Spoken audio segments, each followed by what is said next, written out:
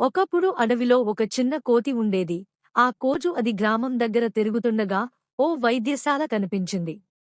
ఇక్కడ ఏముంటుందో చూద్దామా అని కోతి లోపలికి దూరిపోయింది. ఆసుపత్రిలో డాక్టర్ లేడు. కాని టేబుల్ మీద చాలా పుస్తకాలు, మందులు, బ్యాండేజీలు, స్టెతస్కోప్ పెట్టి ఉన్నాయి. కోతి పుస్తకం తీసుకుని 2 పేజీలు తిప్పి, అయ్యో! ఇది అంత కష్టం ఏమీ లేదు. నేను కూడా వైద్యుణ్ణే అవుతాను అని అనుకుంది. అంటూ కట్టెలతో చేసిన స్టిక్ను స్టెతస్కోప్ లాగా మెడలో వేసుకుంది.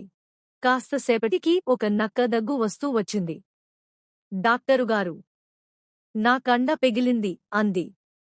కోతి ప్రౌఢిగా, అదేమీలే, పెద్ద సమస్య కాదు అంటూ పుస్తకాన్ని చూసి ఏదో అర్థం కాని మందు ఇచ్చింది. నక్క తాగగానే హిచ్ హిచ్ హిచ్ అని తుమ్ములు ఆగక ఇబ్బంది పడింది.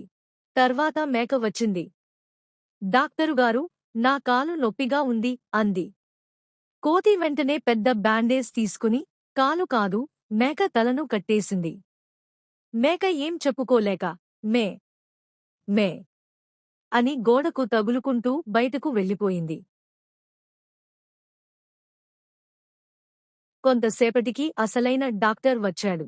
అడవిలో అన్ని జంతువులు క్రాయింగ్ ఫేసెస్తో వచ్చి ఫిర్యాదు చేస్తూ, మా పైన కోతి వైద్యం చేసింది సార్ అన్నారు.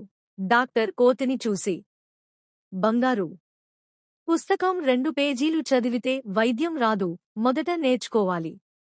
అప్పుడు చేస్తావు అని ప్రేమగా చెప్పాడు. కోతి అప్పుడు మాత్రమే తన తప్పు గ్రహించింది. కోతి అందరినీ చూస్తూ, ఇక ముందు ఏ పని అయినా సరిగ్గా నేర్చుకుని చేస్తాను అని మాటిచ్చింది. కోతి స్నేహితుడు చూసి తప్పు తెలుసుకున్న కోతితో ఇలా నీతిని వివరిస్తాడు.